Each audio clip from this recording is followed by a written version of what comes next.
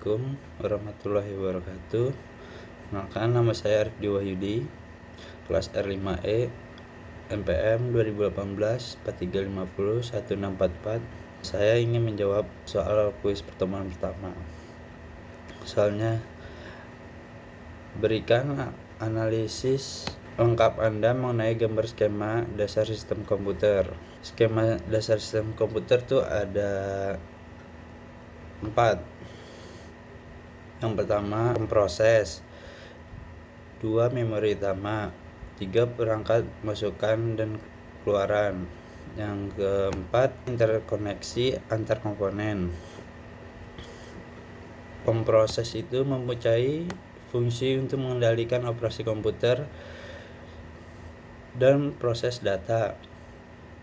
Kalau memori utama itu, fungsi utama adalah tempat menyimpan data dan program. Sifat utama dari memori adalah volatil, tidak dapat mempertahankan data dan program bila sumber daya listrik mati.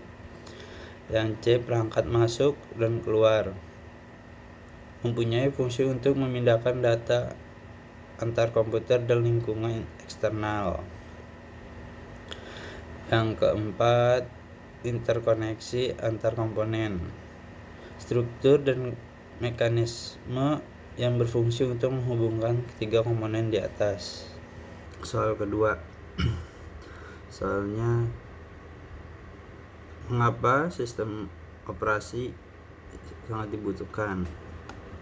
Ya, jawabannya, sistem operasi artinya sistem yang digunakan untuk mengoperasikan komputer tersebut. Tanpa OS, komputer tidak bisa dipakai. Artinya, tak ada sistem sebagai platform di mana sebuah aplikasi itu dijalankan. Seperti hidup aja, tanpa napas bisakah? Nggak bisa dong. Ya, OS digunakan sebagai brand system di mana sebuah aplikasi disebut cheat app tidak akan bisa berlangsung tanpa adanya brand system. Sebab perintah yang dilakukan cheat tak akan bisa diterjemahkan menjadi perintah langsung ke prosesor tanpa adanya penerjemah yang dengan kata lain disebut OS. Soal ketiga, sebutkan dan jelaskan komponen dari sistem komputer. Yang pertama ada hardware. Hardware merupakan perangkat keras yang bisa dilihat dan disentuh secara fisik. Hardware terdiri dari perangkat input atau output, prosesor dan perangkat penyimpanan. Perangkat keras disebut sealing, membentuk satu kesatuan sehingga berfungsi dengan baik. Terus ada software. Software merupakan perangkat keras yang digunakan dalam program komputer berupa instruksi untuk komputer. Software juga yang mengoperasikan hardware sehingga berfungsi dengan baik. Yang ketiga ada brandware. Brandware merupakan pengguna atau pemakai komputer tersebut yang mengoperasikan hardware melalui software yang ada di komputer tersebut. Soal pertemuan kedua, soalnya jelaskan apa yang dimaksud dengan komputasi berbasis web atau web-based computing dan komputasi pada embedded system atau embedded computing, serta berikan contohnya. Jawabannya, komputasi awan atau bahasa Inggrisnya cloud computing adalah gabungan pemanfaat teknologi komputer dan pengembangan berbasis internet. Awan atau cloud adalah metamorfa dari internet. Sebagaimana awan yang sering digambarkan di diagram komputer sebagaimana awan dalam diagram jaringan komputer tersebut. Awan atau cloud dalam cloud computing juga merupakan abstraksi dan infrastruktur kompleks yang disembunyikannya. IA adalah suatu metode komputasi di mana kapabilitas terkait teknologi informasi disajikan sebagai suatu layanan atau as a service, sehingga pengguna dapat mengaksesnya lewat internet atau di dalam awan tanpa mengetahui apa yang ada di dalamnya. Ahli dengannya atau memiliki kendali terhadap infrastruktur teknologi yang membuatnya. Contoh dari komputasi awan ada Google Drive. Google Drive itu adalah layanan penyimpanan online yang memiliki Google. Google Drive diluncurkan pada tanggal 24 April 2012. Layanan ini merupakan pengembangan dari Google DOCS. Google Drive memberikan kapasitas penyimpanan sebesar 5 GB kepada setiap penggunanya. Kapasitas tersebut dapat ditambahkan dengan melakukan pembayaran atau pembelian store. Assalamualaikum warahmatullahi wabarakatuh. Nama saya Adriana Zalencia. Di sini saya akan menjawab kuis pertemuan 3. Nomor 1, jelaskan perbedaan sistem operasi berbasis Command Line Interface atau CLI dengan Graphic User Interface atau GUI. GUI atau Graphic User Interface merupakan bentuk antarmuka pada sistem operasi yang memungkinkan penggunanya untuk menggunakan menu grafis sehingga dapat mempermudah penggunanya untuk berinteraksi dengan komputer dan sistem operasi tersebut. Sedangkan CLI atau Command Line Interface merupakan bentuk antarmuka yang biasanya dipakai oleh komputer server, yang mana tampilannya hanya berupa sebuah teks dan tampilan hitam seperti command prompt atau CMD. Jadi kita dapat simpulkan bahwa tampilan atau antarmuka GUI dan CLI memiliki fungsi dan kegunaannya masing-masing, di mana antarmuka GUI sangat cocok digunakan oleh para pemula karena menggunakan interface berupa grafis yang sangat mudah dipahami. Sedangkan CLI lebih cocok digunakan oleh komputer server karena kinerja atau performanya lebih cepat dan efisien dibandingkan dengan GUI. Nomor 2, sebutkan keutamaan dari CLI dan GUI. Jadi keutamaan GUI adalah yang pertama, tampilan sangat bagus dibandingkan dengan CLI. Kedua, tampilan atau desain sangat mudah dipahami atau user friendly. Yang ketiga, cara pemakaian lebih mudah dibandingkan dengan CLI yang menggunakan teks dalam menjalankan perintah atau instruksi. Sedangkan CLI keutamaannya adalah yang pertama, menggunakan spesifikasi lebih rendah. Yang kedua, performa atau kinerja lebih cepat daripada GUI. Yang ketiga, hanya menggunakan sedikit penyimpanan memori. Nomor 3, jelaskan pemahaman Anda apa yang dimaksud dari sistem operasi berbasis open source. Jadi, open source itu adalah istilah yang digunakan untuk software atau perangkat lunak yang membuka atau membebaskan source code-nya dapat dilihat oleh penggunanya dan membiarkan penggunanya dapat melihat bagaimana cara kerja si software tersebut, serta penggunanya juga dapat memperbaiki atau mengembangkan software tersebut menjadi lebih baik lagi. Sekian penjelasan dari saya. Wassalamualaikum warahmatullahi wabarakatuh. Assalamualaikum warahmatullahi wabarakatuh. Nama saya Lutfia Amrilah, NPM 2018 43500 Saya akan menjawab kuis pertemuan keempat. Nomor 1, perbedaan proses dan treat.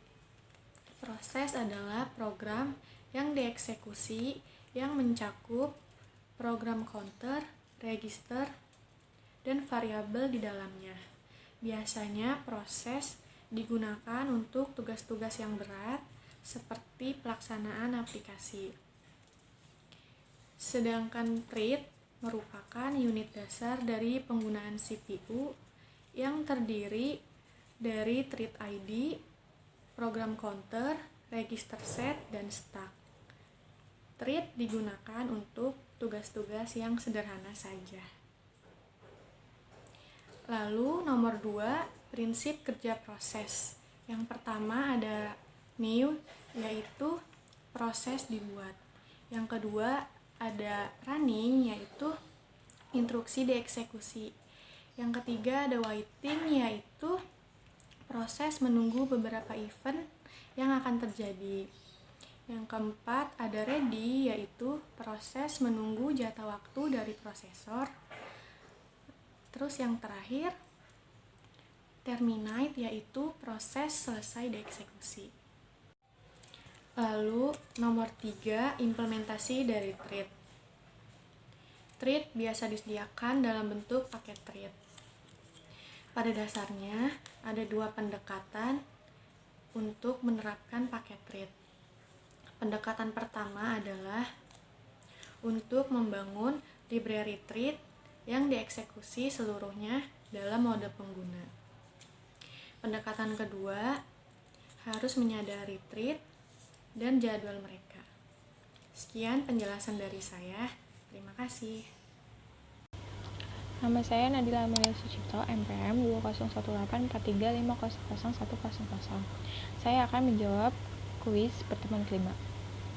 Jelaskan keuntungan dan kelemahan mutual exclusion. Keuntungannya dapat menjamin suatu proses mengakses sumber daya pada suatu interval, sederhana dan mudah diverifikasi. Dapat diterapkan ke seberang jumlah proses. Dapat digunakan untuk mendukung banyaknya critical regression. Kelemahannya, hanya satu yang boleh memakai sumber daya dan proses lain yang ingin memakai sumber daya tersebut harus menunggu hingga sumber daya tadi dilepaskan. Nomor 2. Jelaskan metode pembentukan mutual exclusion. 1. Metode naive. Metode ini tidak menyelesaikan mutual exclusion karena masih terdapat skenario proses yang membuat situasi kacau. Metode ini sering disebut metode variable lock sederhana. 2. Metode Busy Waiting. Metode penyelesaian algoritma Dekker mempunyai properti-properti berikut. Tidak memerlukan instruksi-instruksi perangkat keras khusus.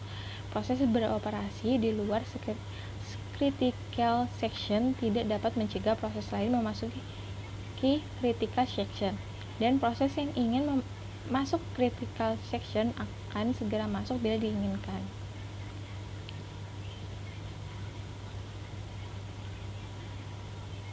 Tiga. Metode text and set walk. Metode ini membaca isi memori ke register dan kemudian menyimpan nilai bukan 0 ke alamat memori.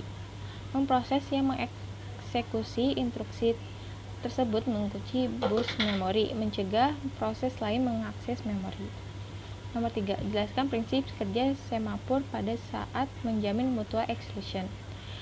Metode dengan semapur karena terdapat kelemahan yang tidak dapat diterima dari metode dengan busy waiting, maka perlu dicari metode lain. Prinsip semapur sebagai berikut: 2 proses atau lebih dapat bekerjasama dengan menggunakan penanda-penanda sederhana. Proses dipaksa berhenti sampai proses memperoleh penanda tertentu. Sembarang kebutuhan koordinasi kompleks dapat dipenuhi dengan struktur penanda yang sesuai dengan kebutuhannya. Variabel khusus untuk penandaan ini disebut semapur. Semapur mempunyai dua properti, yaitu semapur dapat diinisialisasi dengan nilai bukan negatif. Dapat dua operasi terdapat semapur, yaitu down dan up. Kata asli yang disampaikan adalah operasi P dan V. Perkenalkan, nama saya Niko Okyanto, NPM 2018 43500-393, kelas R5E. Di sini saya ingin menjawab kuis pertemuan 6 dan pertemuan 7. Yang pertama, apa perbedaan dari penjadwalan preemptif dan non-preemptif? Apa itu penjadwalan preemptif? Penjadwalan preemptif adalah kemampuan sistem operasi untuk memberhentikan sementara proses yang sedang berjalan untuk memberi ruang kepada proses yang prioritasnya lebih tinggi. Contohnya, jika sebuah sistem operasi sedang memproses sesuatu, namun ada data prioritas yang masuk, maka proses yang sebelumnya diberhentikan sementara untuk mengerjakan data prioritas yang baru masuk. Sedangkan penjadwalan non-preemptif adalah penjadwalan di mana sistem operasi tidak dapat diberhentikan sampai prosesnya selesai. Dapat dikatakan penjadwalan ini hanya dapat melakukan proses sekaliran saja, kemudian diselesaikan sampai akhir proses tersebut tanpa ada proses yang menyela proses ini. Perbedaan preemptif dan non-preemptif. Nah, kalau preemptif, algoritma preemptif dijalankan oleh perhitungan yang diprioritaskan. Yang kedua, proses dengan prioritas tertinggi menjadi salah satu yang memakai CPU. Yang ketiga, jika ada proses baru yang prioritasnya lebih tinggi, proses yang terdapat pada CPU dihilangkan. Nah, sedangkan non-preemptif, algoritma non-preemptif hanya mengizinkan satu proses. Yang kedua, proses tidak dihilangkan dari CPU sampai waktu berjalannya selesai. Kemudian, nomor 2, bagaimana cara kerja dari penjadwalan multiple feedback queueness atau MFQ dan round robin atau RR. Nah, yang pertama, cara kerja dari multiple feedback queueness atau MFQ. Yang pertama, jalankan proses-proses yang berada pada kelas prioritas tertinggi. Kemudian, jika proses telah menggunakan seluruh kuanta di sini adalah tempat proses tersebut berjalan. Jika proses telah menggunakan seluruh kuanta yang dialokasikan, maka proses itu diturunkan ke kelas prioritasnya. Yang ketiga, proses yang masuk untuk pertama kali ke sistem langsung diberi kelas tertinggi. Sedangkan cara kerja dari round robin adalah sebagai berikut. Yang pertama, sistem mengelola list proses ready sesuai urutan kedatangannya. Kemudian, sistem mengambil proses yang berada di ujung depan antrian ready menjadi running. Yang ketiga, bila kuanta belum habis dan proses selesai, maka sistem mengambil proses di ujung depan antrian proses ready. Yang keempat, jika kuanta habis dan proses belum selesai, maka ditempatkan proses running ke ekor antrian proses ready dan sistem mengambil proses di ujung depan antrian proses ready. Sekarang saya ingin menjawab kuis pertemuan ke-7, yaitu bagaimana kinerja sistem batch dan sistem interaktif terhadap model pengolahan data. Nah, menurut analisa saya, sistem batch dan sistem interaktif mempunyai kegunaan yang berbeda. Kalau sistem batch lebih digunakan untuk memproses data yang berulang dan memiliki data yang cukup banyak tanpa harus dimonitor oleh pengguna. Contohnya, menghitung gaji bulanan atau memproses laporan bank. Sedangkan sistem interaktif membutuhkan pengguna untuk memasukkan input agar mendapatkan hasil pengolahan data dalam waktu yang singkat. Contohnya, sistem pemesanan barang. Terima kasih.